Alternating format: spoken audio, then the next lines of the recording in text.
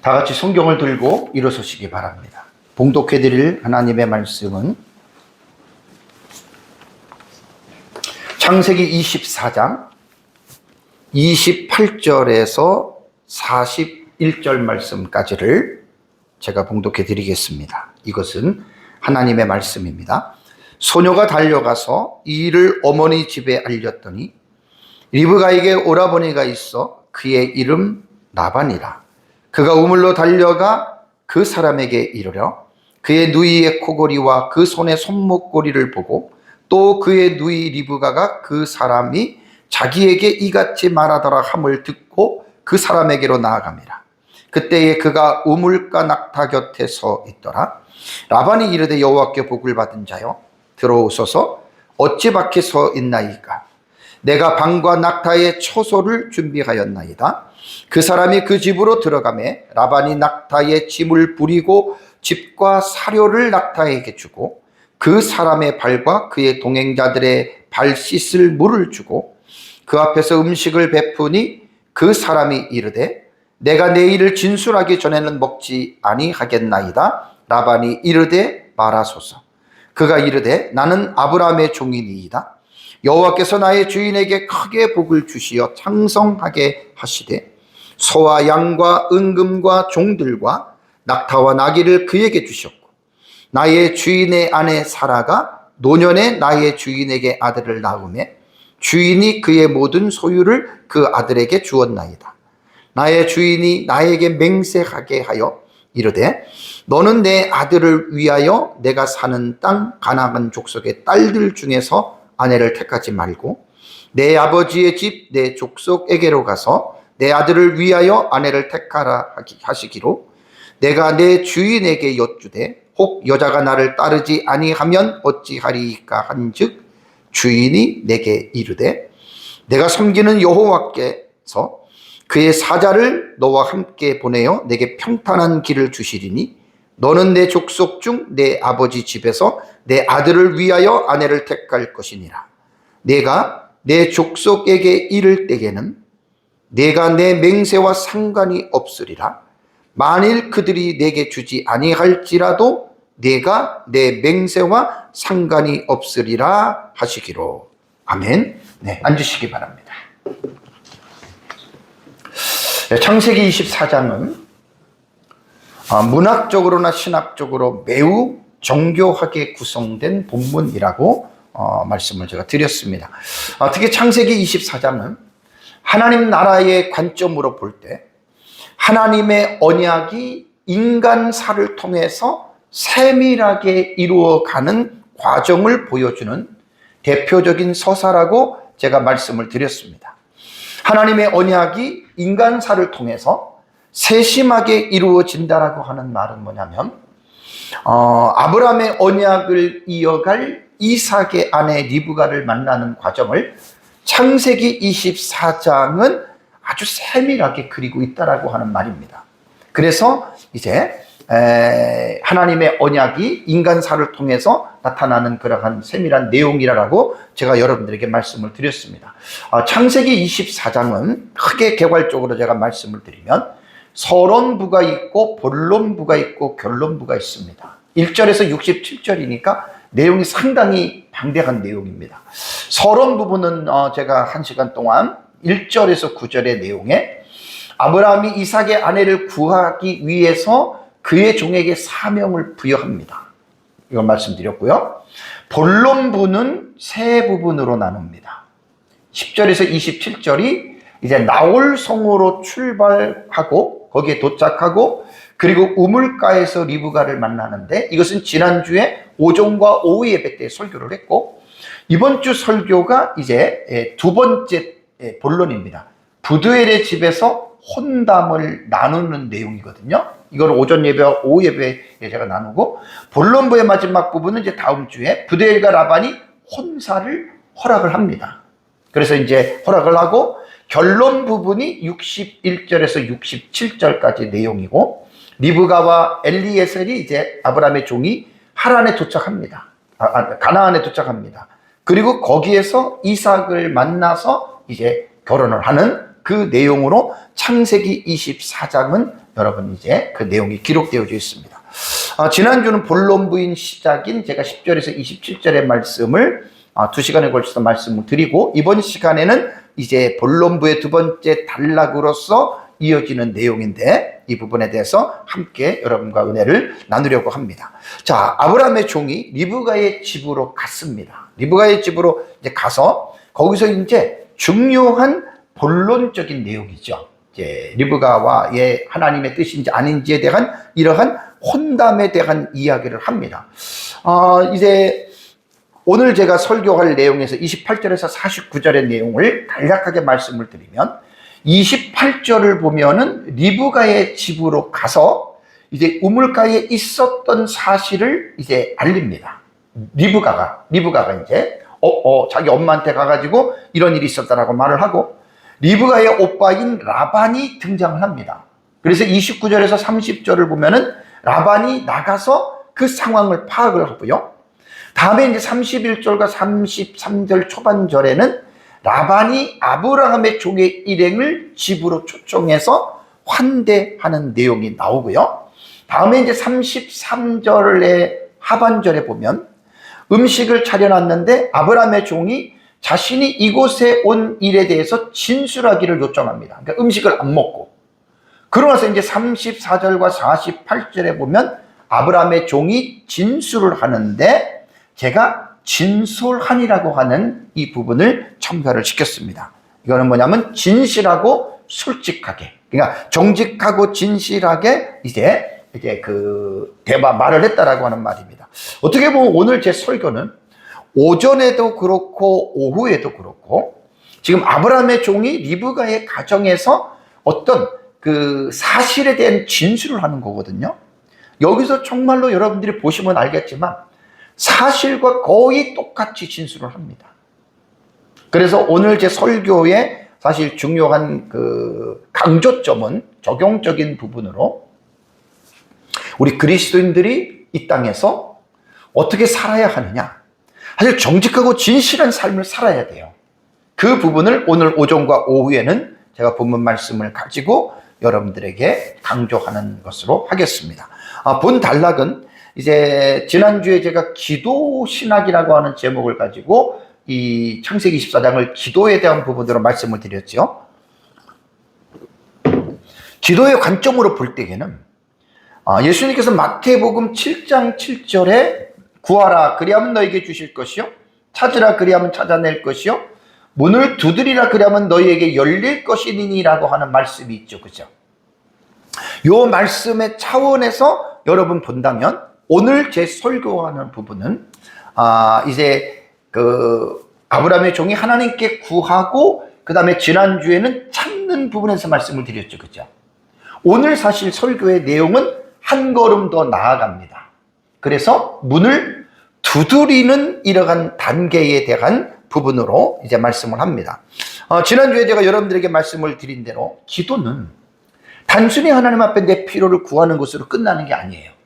그럴 때도 있지만 대체적으로 여러분 우리의 기도는 예수님의 이 교훈의 말씀에 의지해서 우리의 필요를 하나님 앞에 구했다면 구한 것으로 끝나는 것이 아니라 다음에 액션이 필요하다는 말입니다.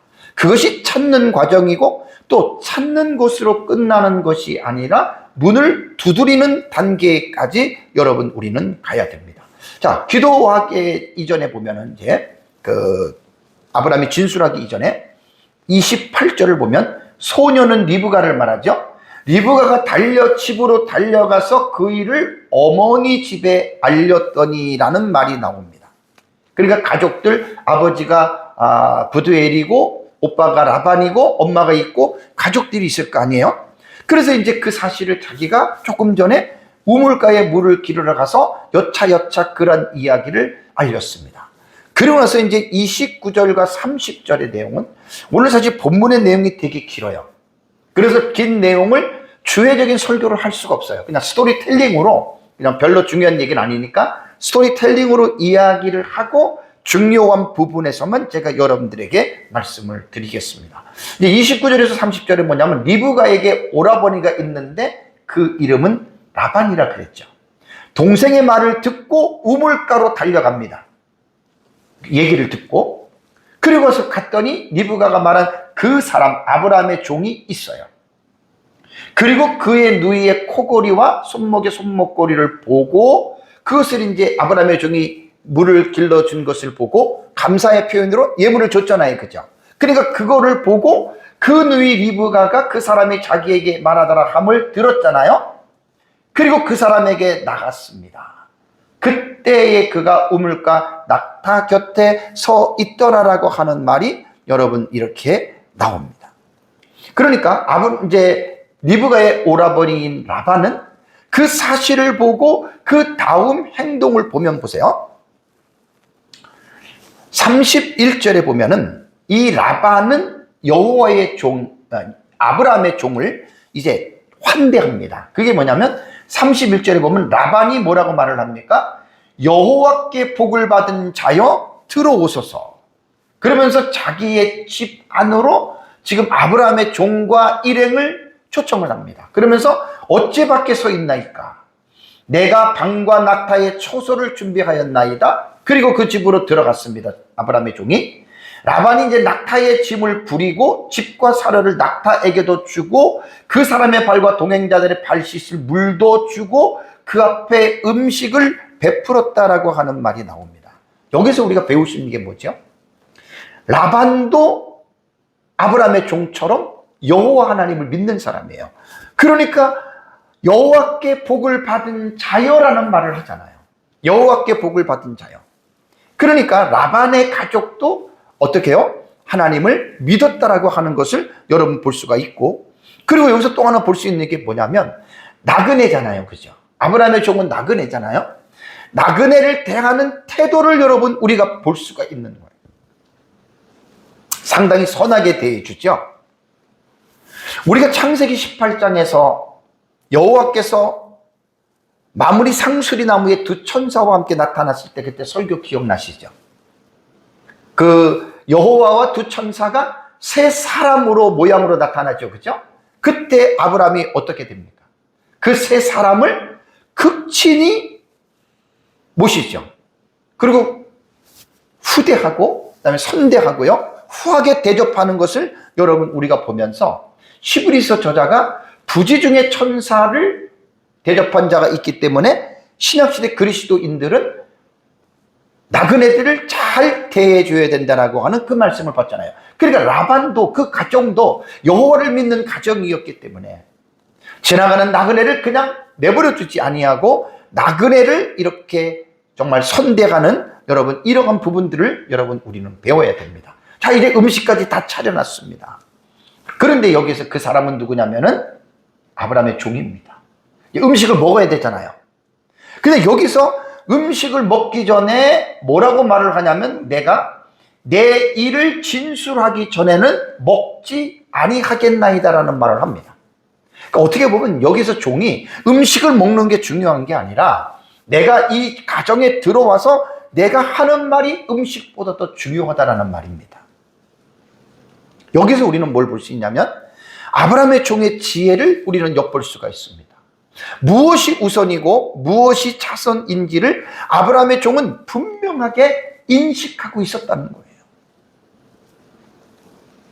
자기가 헤브론을 떠나서 하란에 온 이유가 뭡니까?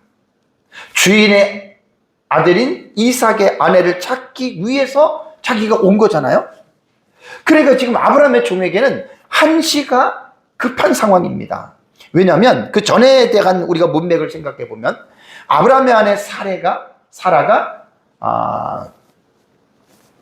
127세를 살고 죽었죠. 그리고 이 일 때문에 이삭은 상당히 마음이 힘든 상황이었습니다. 그러니까 이때까지 상황을 보면 사라가 죽은 뒤에 한 3년 정도의 시간이 지났을 무렵입니다. 그러니까 이러한 상황들을 이미 익히 알고 있었던 아브라함의 종은 한시라도 자신의 사명을 이루기를 원했다라고 하는 것을 우리는 볼 수가 있는 거예요. 그래서 음식을 먹기 전에 자기의 일을 진술하게 해달라고 하는 말을 통해서 라반이 뭐라고 얘기를 하냐면 그러면 말을 하라라고 이야기를 합니다. 자, 그러고 나서 이제 34절부터 48절까지가 아브라함의 종이 진술을 하는 내용입니다. 여기서 진술을 하는 내용인데 아주 진솔하게 진술을 합니다. 내용이 좀 길어요. 내용이 길어도 이제 지난주에 했던 내용과 이제 함께 이렇게 연결되는 부분이 있기 때문에 그런 부분들은 제가 설명을 하지 않고 그냥 읽는 것으로 하고 이제 넘어가겠습니다. 자, 여기서 보면은 아브라함의 종이 가나안을 떠나기 전의 상황을 지금 이야기를 하는 거예요. 그러니까 본문을 34절에서 48절은 이렇게 구성이 됩니다. 34절과 41절의 내용을 보면은 가나안을 떠나기 전에 아브라함 가정에 대한 상황을 진술하는 거예요. 그리고 나서 42절에서 48절은 이제 아람 나하림이라고 하는, 이게 메소포타미아라고 번역이 됐는데 이거 이렇게 되면 안 돼요. 아람 나하림으로 번역을 해야 되는 거예요. 아람 나하림의 나홀성 우물가에 도착한 이후에 리브가와에 있었던 사실을 42절에서 48절을 다시 재진술을 하는 거예요. 그래서 여기서 이제 오전 예배에는 이제 요 부분까지 41절까지 제가 말씀을 드리고 오후 예배 때는 42절에서 48절까지 오후 예배 때는 말씀을 드립니다. 그래서 제가 아까도 말씀드린 대로 강조하는 것은 뭐냐면 아브라함의 종이 하는 말을 들어보면 정말로 솔직한, 진실되고, 그러니까 정직하고 진실한 말을 하는 거예요. 여러분, 우리가 오늘 이거를 배워야 되는 거예요. 오전 예배, 오후 예배 때에 그리스도인들이 세상을 살아가면서 우리가 많은 사람들과 만나면서 살잖아요. 우리는 정말 어떠한 태도와 자세를 가지고 살아가느냐. 그래서 아브라함의 종이 정말로 진술하는 이 진술을 통해서 우리는 오전과 오후 예배 때에 제가 이 부분에 대해서 여러분들에게 말씀을 제가 드리겠습니다. 자, 아브라함의 종은 음식을 먹기 전에 내가 왜 이곳에 왔느냐. 그러면서 그 아브라함의 종의 진술을 보면 정말로 너무나 정직하게 사실 그대로 표현하는 것을 볼 수가 있습니다. 정직함과 진실함은 모든 그리스도인들이 잊어서는 안 될 매우 중요한 덕목입니다.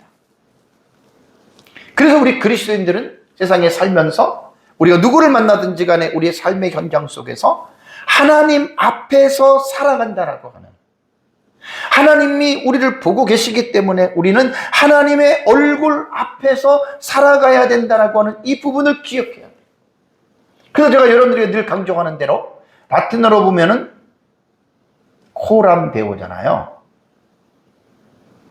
하나님 앞에 섭니다.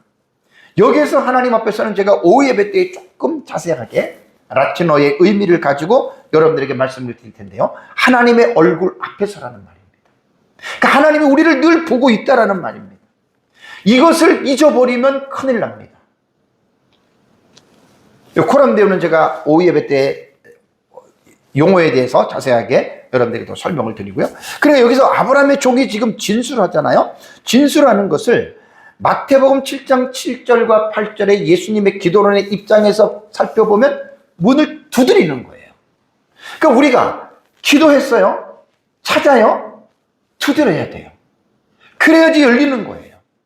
그러니까 아브라함의 종이 지금 어떻게 두드리느냐, 이것을 오늘 지금 오전 예배와 오후 예배 때에 여러분들에게 제가 지금 말씀을 드립니다. 자, 그리고 기도에 있어서 제일 또 중요한 거는 뭐라 그랬죠? 자, 인간적으로 기도만 하고 끝나는 것이 아니라 찾고 두드려야 하는 것이 인간의 책임이잖아요.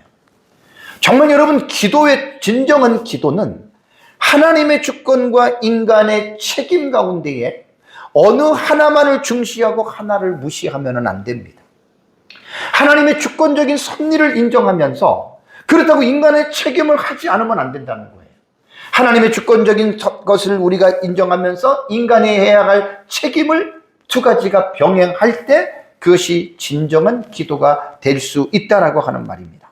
이제 아브라함의 종이 진술하는 것을 보면은요, 논리가 얼마나 정연한지 몰라요. 논리가 정연하다 그러죠. 정말로 너무나 그 말의 지혜가 아주 흠뻑 묻어난다고 하는 것을 우리는 이제 볼 수가 있습니다. 자, 우선 31절에서 41절까지의 내용은 좀 너무 긴 내용인데 제가 6가지로 나누었습니다. 6가지. 6가지로 딱 구분이 됩니다. 한번 여러분들이 들어보시면 됩니다. 자, 첫 번째, 가나안을 떠나기 전의 상황을 6가지로 지금 부분해서 말씀을 하는데 34절에 뭐가 나오냐면 자신의 신분을 밝힙니다.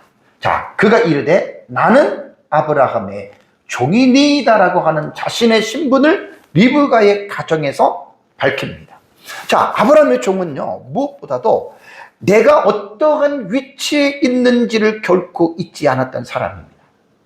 나는 아브라함의 종이다. 우리 주인은 아브라함이다. 그러면서 자신의 신분을 그 리브가의 가정에서 정확하게 밝히고요.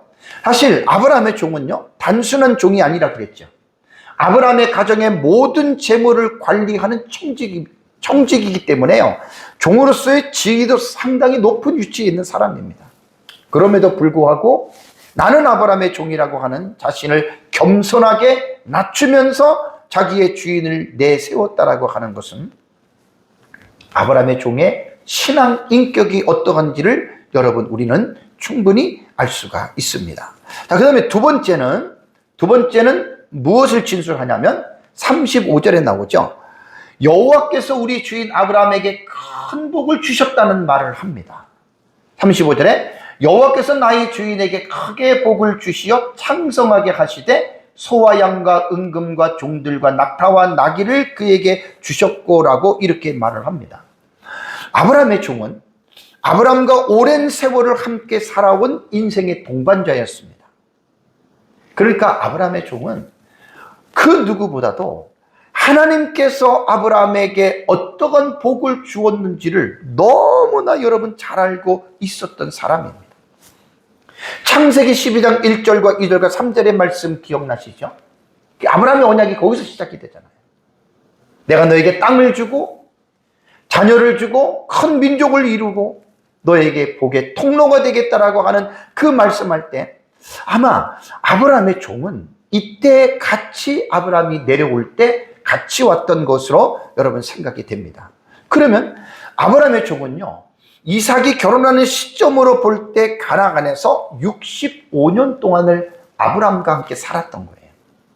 그러니까 65년의 인생을 살면서 하나님께서 아브라함에게 주신 복이 어떤 것인지 친히 본 사람이잖아요. 그러니까 지금 그 사실을 지금 이 리브가의 가정에 이야기를 합니다. 지금 여러분 잘 들으셔야 됩니다. 첫 번째, 두 번째까지 얘기를 했습니다. 여러분, 우리가 세상에서 말을 할 때 하나님의 지혜가 필요합니다. 논리가 정연해야 됩니다. 이것이 다 지금 하나님의 주시는 지혜로 지금 이런 말을 하고 있다라고 하는 말입니다. 이게 지금 문을 두드리는 이러한 겁니다. 가장 중요한 것은 뭐냐면 이 진술 속에서 정직하고 진실함을 잊어버리지 아니했다라고 하는 것을 여러분들이 기억을 해야 됩니다. 세 번째는 뭘 진술하냐면 36절에 보면 나의 주인의 아내 사라가 노년의 나의 주인에게 아들을 낳음에 주인이 그의 모든 소유를 그 아들에게 주었나이다. 이삭에 대해서 이야기를 합니다. 지금 사라에 대해서는 길게 진술을 할 시간적인 여유가 없죠. 왜냐하면 될 수 있는 대로 자기가 왜 하란에 왔는지에 대한 이 이유를 설명을 하고 자기가 온 그 목적을 달성하기 위해서는 여러 가지의 이 말을 할 필요가 없잖아요. 그래서 이제 아브라함의 아내 사라에 대해서 짧은 이런 이야기를 하고 그 사라가 노년에 이삭을 낳았다. 사라가 이삭을 낳은 것은 90세에 낳은 거잖아요. 아브라함 100세 때. 인간으로서는 도저히 불가능한 상황 속에서 하나님께서 이루셨는데 여러분 그것은 뭐죠? 우리가 지금 아브라함의 내러티브를 우리가 들으면서 잊어서는 안 될 게 뭐냐면 언약입니다. 언약. 베리트예요. 하나님의 언약, 나의 언약. 베리트라고도 하고요.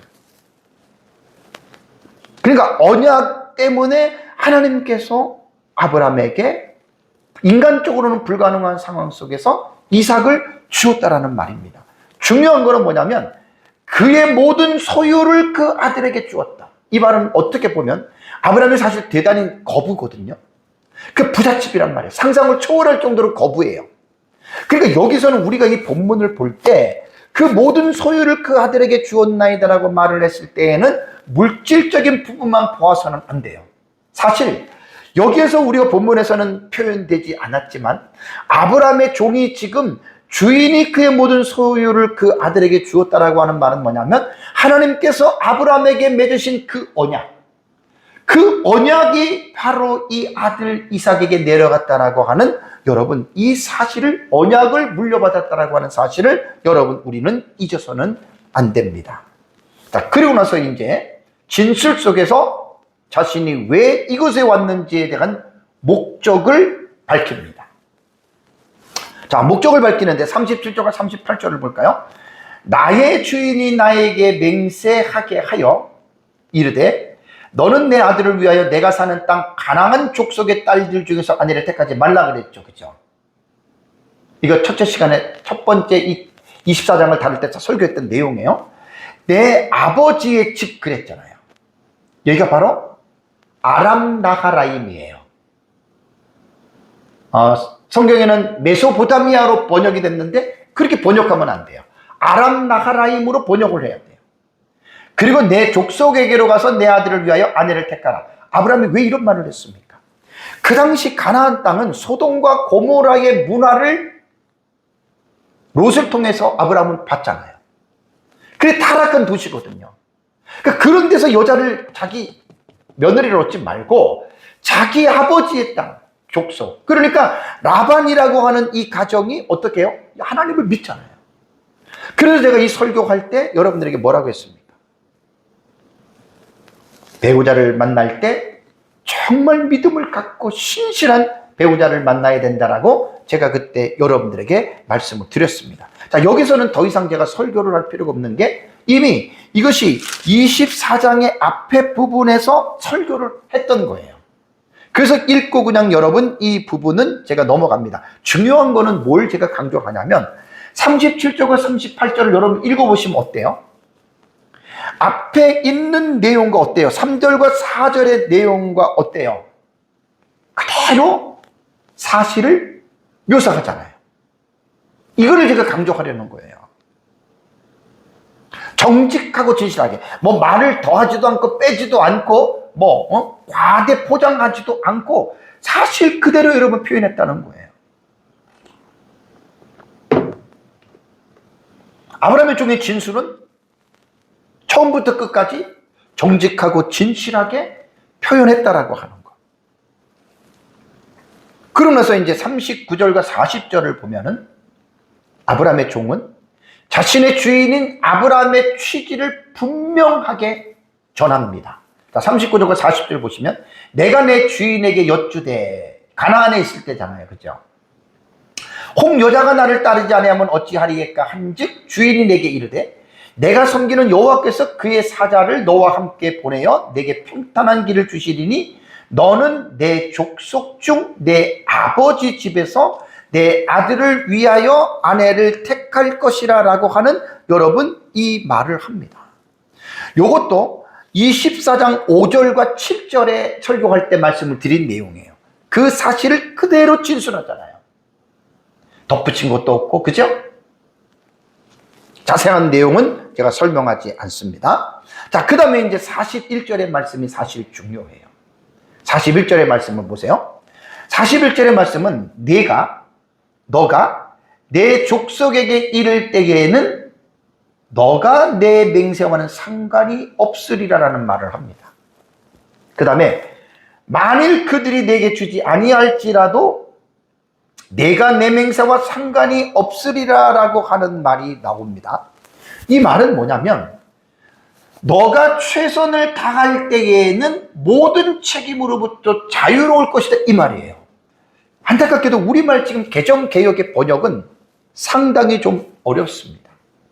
조금 고민을 하면서 읽어야 됩니다. 그냥 읽어서 본문의 문맥이 다른 번역보다는 사실 조금 힘든 번역이에요. 그래서 여러분 성경을 읽다가 어려운 내용이 나오면 사실은요, 먼저 원문을 봐야 돼요. 근데 원문을 볼 실력이 없는 사람은 최소한 한국어로 번역된 최소한 20개가 훨씬 넘어요. 제가 지금 보고 있는 역본만 해도 한국어 역본이 20개거든요. 그 역본을 제가 보고 있는 거예요. 늘 보지는 못하지만 중요한 부분은 제가 그렇게 보거든요. 그래서 최소한 다른 번역본들을 조심해서 살펴봐야 돼요. 그렇다고 해서 다른 번역본들이 무조건 다 옳다라는 말이 아닙니다. 반드시 원문과 비교해서 번역본을 봐야지만이 여러분 그 뜻을 우리가 이해할 수 있는 거예요. 자, 41절이 되게 중요하기 때문에 요 말은 사실 창세기 24장에 처음 나오는 내용이에요. 그래서 오늘 설교는 바로 요 부분을 여러분들에게 자세하게 제가 말씀을 드립니다. 제가 설교를 준비하면서 히브리어 구조는 이중 조건문 구조로 되어져 있습니다. 어렵지 않아요? 시간을 나타내는 조건절과 결과절이 나오고 또 추가적으로 조건절이 나오고 결과절이 나와요. 이게 어려운 게 아니에요.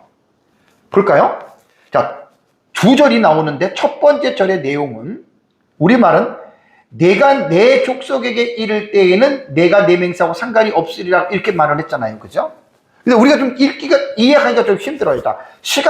이게 시간 조건절이에요. 내가 뭐뭐에 이를 때 시간을 나타내잖아요. 그죠? 그 다음에 결과절이 뭐냐면 그때 너는 내 맹세에서 깨끗해질 것이다. 그러니까 내 맹세하고 상관이 없다? 조금 어려워요, 사실. 근데 여러분, 의역을 해서 좀 쉽게 여러분들에게 말씀을 드리면 아브라함이 아브라함의 종에게 너가 내 족속에게로 도착하기만 하면 이런 뜻이에요.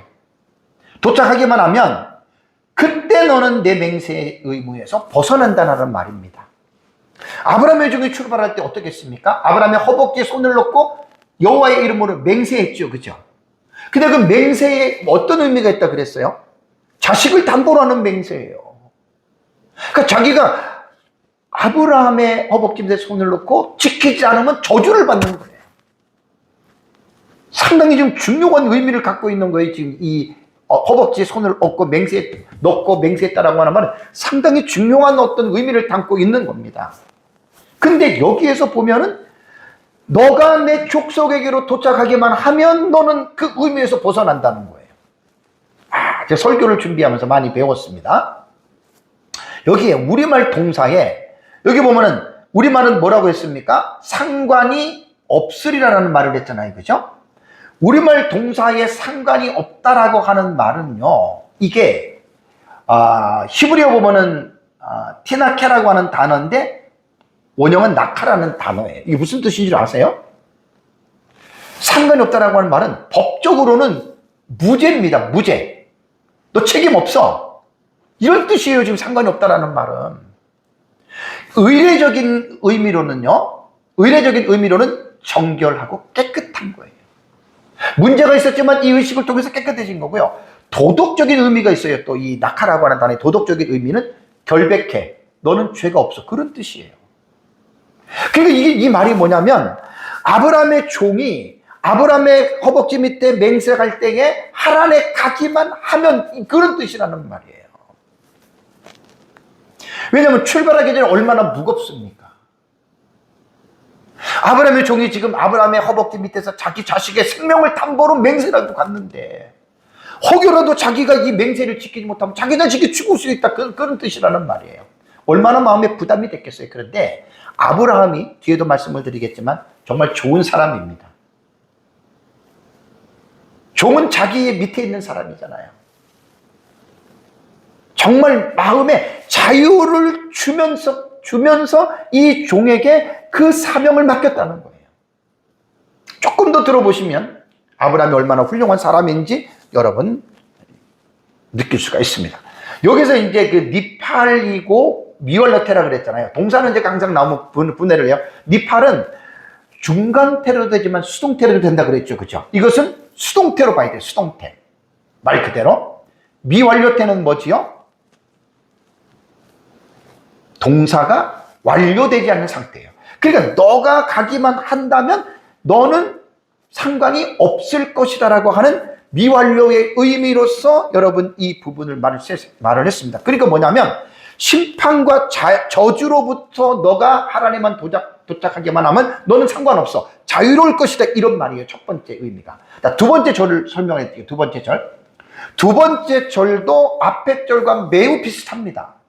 이것도 조건절이 있고 결과절이 있어요. 조건절이 뭐죠? 만일 그들이 내게 주지 않으면 뭘 안 준다는 말입니까? 신부감으로 그 말이에요. 결과적으로 뭐죠? 그러면 너는 내 맹세로부터 자유로울 것이다.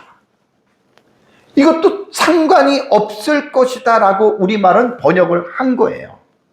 내 맹세와 상관이 없다 이렇게 번역을 한 거예요. 그러니까 우리말도 조금 이제 그 지식이 많고 이런 사람들은 충분히 어느 정도는 이해할 수 있지만 웬만큼 지식이 없는 사람들은 사실 우리말 성경으로 읽기가 좀 어려워요. 그러니까 여기 보면 만일 그들이 내게 주지 않는다는 뭐냐면 이삭의 신부감을 주지 않으면이라는 말입니다. 여기도 자유로울 것이다 라고 하는 말을 했습니다. 근데 여기에서 우리말 성경에 보면은 상관이 없으리라고 하는 번역을 했는데 동사처럼 느껴지잖아요. 그죠? 근데 원문을 보면 이게 낳기는요, 동사가 아닙니다. 형용사입니다. 형용사. 뜻은 깨끗하다, 무죄한, 자유로운, 책임이 없는 동사가 아니에요. 그러니까 두 번째 단어는 이 왜 형용사를 썼냐면 첫 번째 단어는 동사를 썼다 그랬잖아요. 그죠? 동사를 썼다라고 하는 말은 뭐냐면 동작을 말을 하는 것이지만 두 번째의 구문에서는 형용사를 쓴 것은 상태를 말하는 거예요. 어떤 상태? 앞에 동사에서 말한 법적 책임이 없어진 상태를 지속적으로 유지한다는 거예요. 그러면 여러분 지금 41절에서 말하고 있는 중요한 의미가 뭔 줄 아십니까? 하란을 출발하기 전에는 허벅지 밑에 손을 넣고 너가 만약에 맹세를 지키지 않으면 넌 저주를 받는다 그 뜻이에요. 근데 24장 이 본문에는 이 내용이 안 나온단 말이에요. 41절의 내용이 본문에는 안 나와요. 나머지는 전부 다 아브라함의 종이 가나안을 떠나기 전에 상황을 말을 했고 우물가에 있는 상황을 말했는데 그건 다 있는 말들을 한 거예요. 근데 41절만큼은 24장에서 보면 가나안에 있을 때 아브라함이 말을 했는데 안 나온단 말이에요. 본문에는.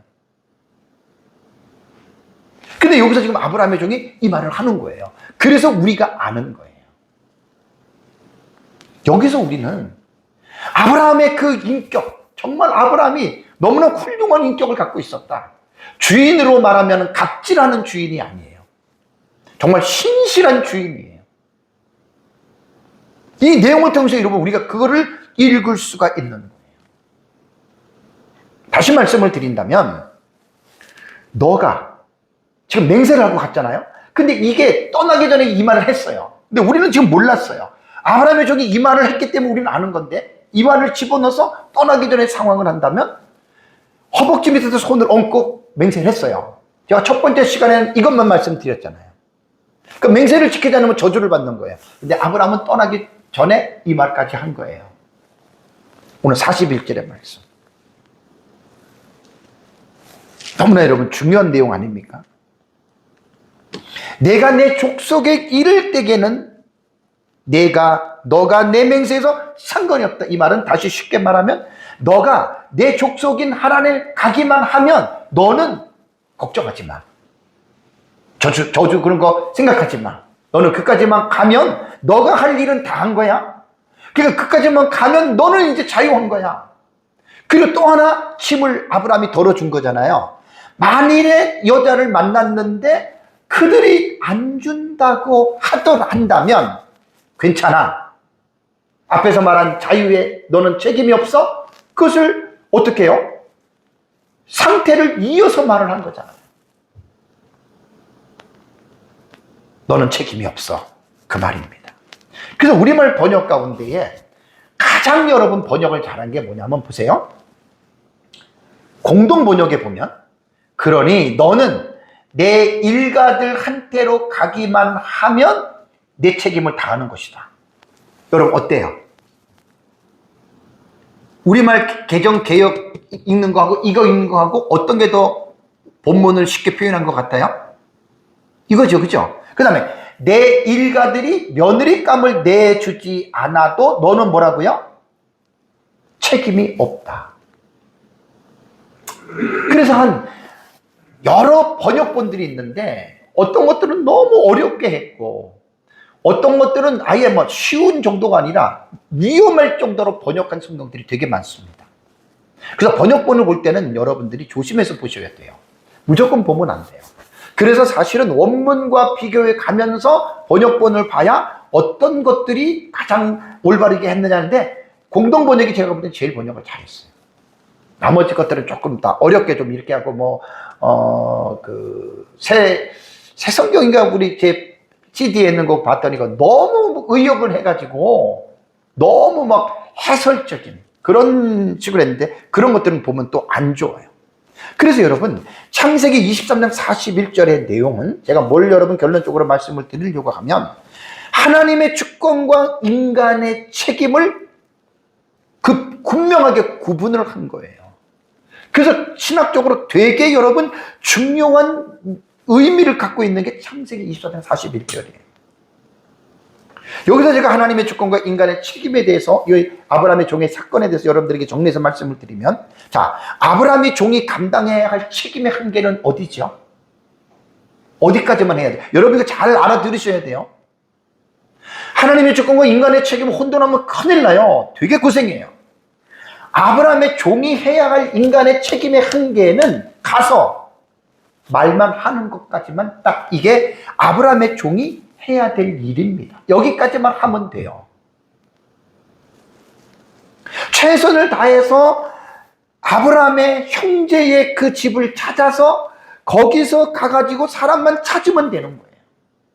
그리고 이제 아브라함의 종이 기도했잖아요. 그래서 이거는 자기가 할 일이고, 중요한 것은 뭐냐면 결과는 이 아브라함의 종이 하는 게 아니에요. 무슨 말인지 아시겠죠? 자, 그리고 여기서 하나님의 주권적인 차원에서 여러분 말씀을 한번 생각해 보면, 창세기 24장 7절에 아브라함이 한 말입니다. 보세요. 아브라함이 하늘의 하나님 여호와께서 나를 내 아버지 집과 내 고향의 땅에서 떠나게 하시고, 여기는 갈대아 우르에서 1차적으로 떠나서 하란에 머물렀다가 2차적으로는 하란에서 떠난 거예요. 내게 말씀하시며 내게 맹세하여 이르시기를. 되게 중요해요. 이게 아브라함의 믿음이에요.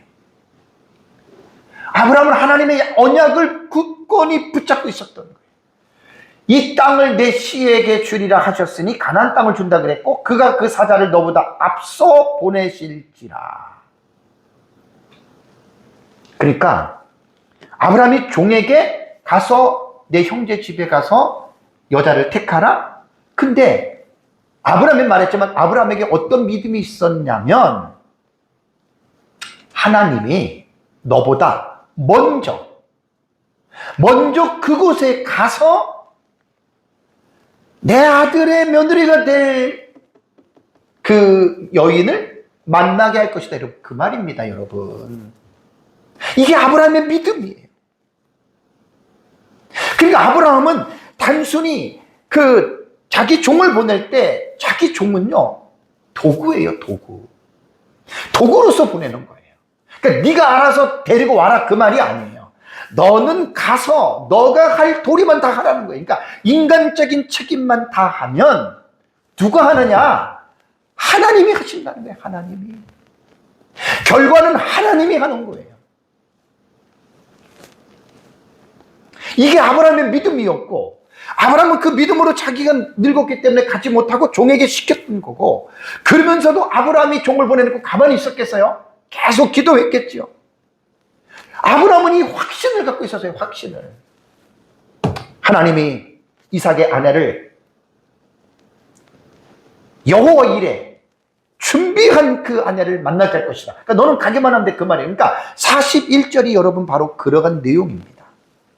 여기서 우리는 아브라함의 이러한 그 사상 속에서요, 하나님의 은혜로운 성품을 여러분 우리가 볼 수가 있는 거예요. 만약에 악한 주인이었다면, 예를 들어서 느부갓네살 같은 경우는 자기가 꿈을 꾸고도 생각이 안 났어요. 근데 바벨론의 박사 술사들을 불러놓고 뭐라 그랬어요? 내가 꿈을 꿨는데 나 지금 모르겠어, 알아맞혀봐, 이랬잖아요. 그죠? 그리고 뭐라 그랬죠? 만약에 알아맞히지 못하면 어떻게 한다고? 너희를 다 죽여버린다 그랬죠. 폭군이죠, 폭군. 아브라함도 충분히 그럴 수 있었을 거예요. 너 만약에 가서 이삭의 아내를 못 데리고 오면 너 죽을 줄 알아, 아마 이런 말을 했을 거예요. 그런데 아브라함은 그렇게 한 사람이 아니라는 거예요. 여기서 우리가 배울 수 있는 게요, 리더십들이 이 사상을 배워야 돼요. 너무나 아래에 있는 사람들을 올가매고, 아래에 있는 사람들을 비인격적으로 대하고, 아래에 있는 사람들을 어떻게 보면 갑질하는 이런 태도는 하나님의 태도가 아닙니다. 하나님의 성품이 아닙니다. 자기도 하지 못하면서 자기 아래 사람들에게 말도 못하게 그 갑질하는 사람들이, 여러분 교회도 마찬가지예요. 목회자도 마찬가지고, 뭐 구역장도 마찬가지고, 장로도 마찬가지예요. 이 교회를 적용하면 이렇게 될 수 있는 거예요. 여러분이 잘못된 겁니다. 자기도 못한 거 왜 남한테 시켜요? 남한테 시키면서 왜 그 협박을 하냔 말이에요. 아브라함은 그런 사람이 아니었다는 거예요. 사실 41절이 되게 중요한 내용이기 때문에 이걸 제가 여러분들에게 지금 강조를 하는 겁니다. 아브라함의 이 어떤 마인드는요, 하나님의 성품을 갖고 있는 거예요. 여러분, 우리가 하나님 어떻게 믿고 있나요? 하나님을 이렇게 믿으셔야 됩니다. 충성을 요구하지만 하나님은 각 사람이 가지고 있는 능력 이상을 요구하지 않습니다. 소유가 지금 5살이거든요. 5살 먹은 소유한테 20kg 쌀가마를 짊어지라고 하나님 절대로 요구하시는 그런 하나님이 아니세요. 개가 짊어질 수 있는 2kg 정도의 그런 것만 들으라고 하나님이 하시는 거지, 그 아이한테 20kg, 40kg짜리를 들으라고 요구하시는 하나님이 아니라는 거예요. 꼭 하나님을 그렇게 보셔야 됩니다. 종교 중독 증상을 가지거나 하나님에 대해서 잘못된 인식을 갖고 있는 사람들은 하나님을 그렇게 오해하는 경우들이 많아요. 우리가 하나님의 일을 한다고 하면서 결과까지 내가 만들려고 한다면 이것은 하나님의 영역을 침범하는 잘못을 저지르는 겁니다. 그래서 이 본문을 통해서 제가 41절 말씀을 설교를 준비하면서 제가 정리한 게 뭐냐면, 우리는 무슨 일이든 어디든, 뭐 가정이든 어디든 교회든 신앙일이든 무슨 일이든 간에 최선만 다하라는 말이에요. 그리고 겸허하게 결과는 하나님께서 그 결과를 이루어 가신다. 이게 우리 신앙의 되게 중요한 태도입니다. 그래서 창세기 24장 41절은요, 단순히 법적인 문구가 아닙니다.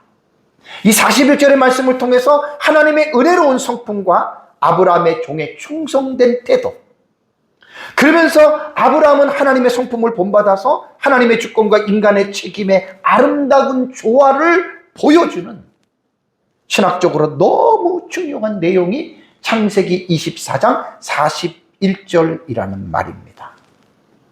그러니까 아브라함의 종이 정말 그 하람 지역으로 갔을 때 아브라함은 갈 때부터 부담을 그렇게 준 게 아니에요. 너가 최선을 다해서 하기만 하면 된다. 얼마나 멋진 주인입니까? 갑질을 하는 주인하고는 전혀 다르잖아요. 그래서 41절 말씀이 이런 내용이라는 말입니다. 사랑하는 성도 여러분, 창세기 24장의 내용은 아브라함의 아들 이삭의 아내를 찾는 내용의 서사입니다. 이삭의 결혼에 대한 내용은 정말로 중요하죠. 왜냐하면 단순히 이삭이 다른 사람들의 성인이 결혼하는 관계 속에서 아내를 찾는다 할 것 같으면 뭐하러 우리가 이렇게 길게 공부할 필요가 뭐가 있어요? 전혀 없는 거예요. 이삭의 결혼은 단순한 결혼이 아닙니다. 그래서 제가 지금 설교를 지금 풀어나가는 이 주제가 뭐냐면 킹덤 오브 갓이에요. 하나님의 나라예요. 하나님의 나라의 사상과 관점으로 볼 때 왜 이삭의 결혼이 중요하냐?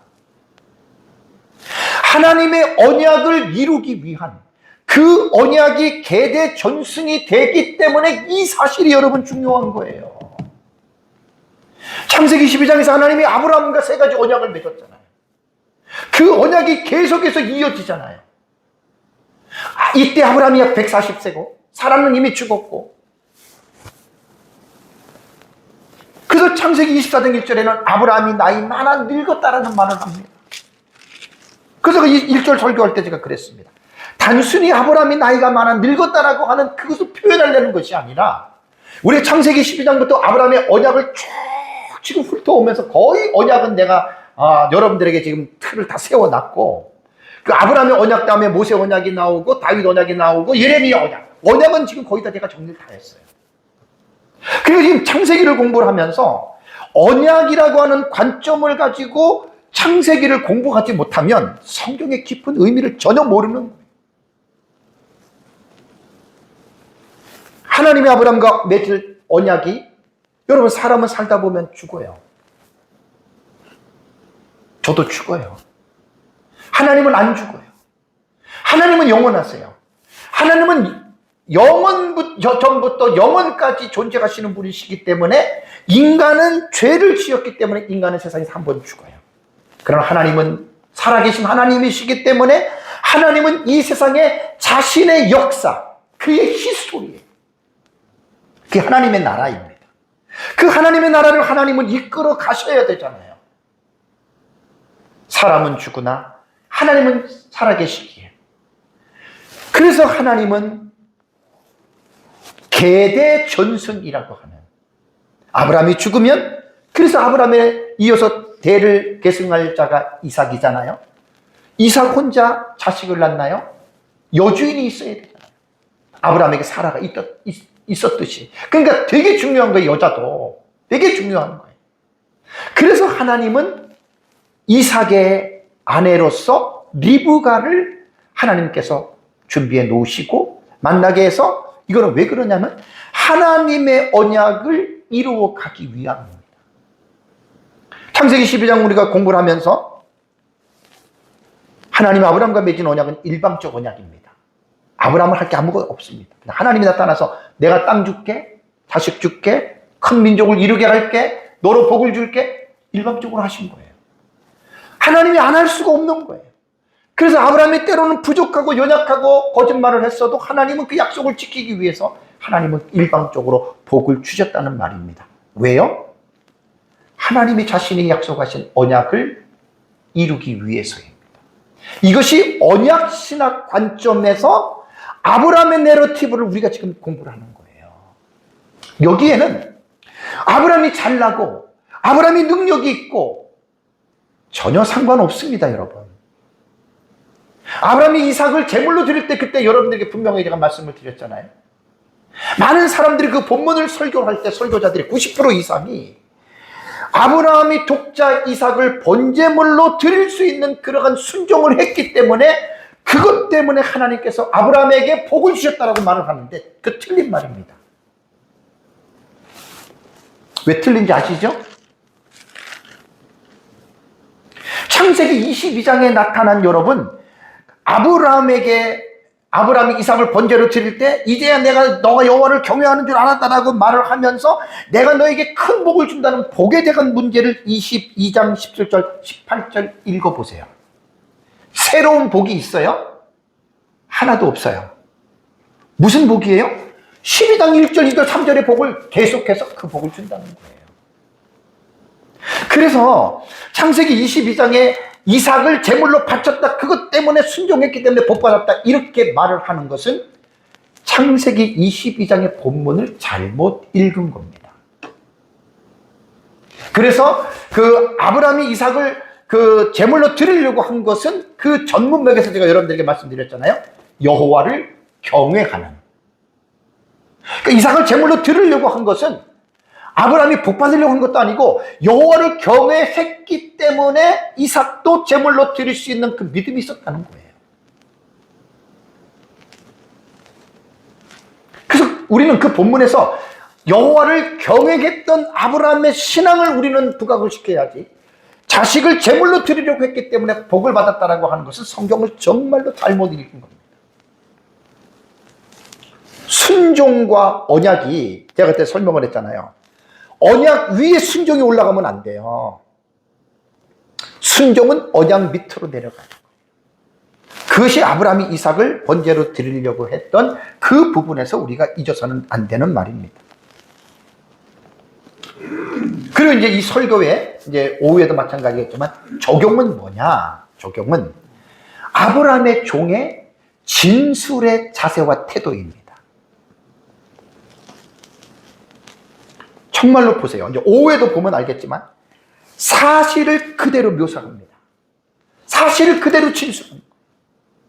덧붙이지도 않고, 물론 긴 문장은 빼기도 했지만 어쨌든 의미 자체를 바꾸지 않았다는 거예요. 거짓말하지 않았다는 거예요. 막 포장을 시켜가지고 막 그렇게 안 했다는 거예요. 정직하고 진실한 진술. 그래서 내가 오전 예배와 오후 예배 때에는 정직하고 진실한 진술이라고 하는 이 내용을 같이 넣은 거예요. 오전과 오후에. 다만 진술하는 그 내용이 다르다는 거죠. 그것만 오전 오후에 차이가 있을 뿐입니다. 우리가 하나님 나라의 관점으로 볼 때 인간이 해야 될 일은 책임 부분입니다. 순종입니다. 하나님의 뜻에. 결과는 하나님께서 그 결과를 이루어 가신다라고 하는 이 사실을 여러분 결코 잊어서는 안 됩니다. 그리고 지난번에 제가 말씀드릴 때도 여러분들에게 말씀드린 대로 책임을 내가 감당을 했어요. 정말 아브라함이 이삭을 자기의 그 독자를 제물로 드릴 수 있을 정도까지 그 책임을 감당을 했어요. 그럼 우리는 성경을 볼 때 아브라함이 위대합니까? 아브라함이 대단한 사람입니까? 우리 어떻게 성경을 봐야 된다 그랬죠? 물론 아브라함이 인간적으로는 그때 책임에 대해서 말씀드릴 때 여러분들에게 말씀을 드린 거예요. 아브라함이 책임적인 면으로 볼 때에는 인간의 책임을 다한 거예요. 순종한 거예요. 잘한 거예요. 그런데 결과, 공은 누구에게 돌리라 그랬죠? 하나님에게 돌려야 돼요. 그것이 진정한 성경적인 올바른 자세와 태도입니다. 그래서 제가 모델을 누구에게를 가져왔냐면 바울을 가지고 온 거예요. 고린도전서 15장 10절에 내가 다른 사도보다 더 많이 수고하였으나 나이나 들어서 하나님의 은혜라고 먼저 표현을 했고, 그리고 내가 다른 사도보다 더 많이 수고하였으나 이것은 내가 아니요 나와 함께 하신 하나님의 은혜로 나는 수고를 했다라는 말을 했잖아요. 이거를 잊지 말자는 거예요. 많은 사람들이 자기가 어떤 업적을 이루고 자기가 어떤 일을 한 것에 대해서 얼마나 자기의 공치사를 하는지 몰라요. 너무 지나치게 자기를 내세우다 보면 여러분 중요한 건 뭔지 아세요? 하나님이 사라진다는 거예요. 모든 것이 하나님의 은혜로 우리는 살아가는 거예요. 모든 것이 하나님의 은혜예요. 그러면 반드시 내가 노력을 했던, 내가 뭘 했던, 내가 순종하고 책임을 했던지 간에 여러분 그 모든 것들을 하나님에게 바울처럼 돌릴 줄 알아야 돼요.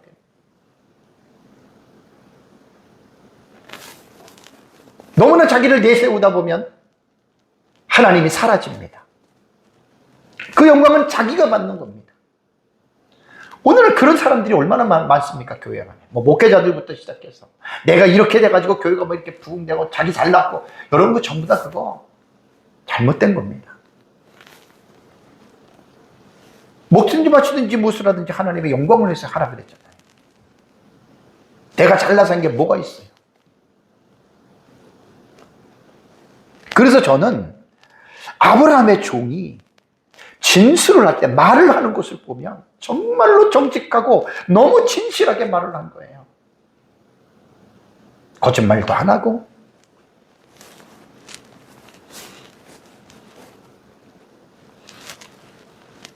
우리는 하나님의 절대적인 주권을 믿는 사람입니다.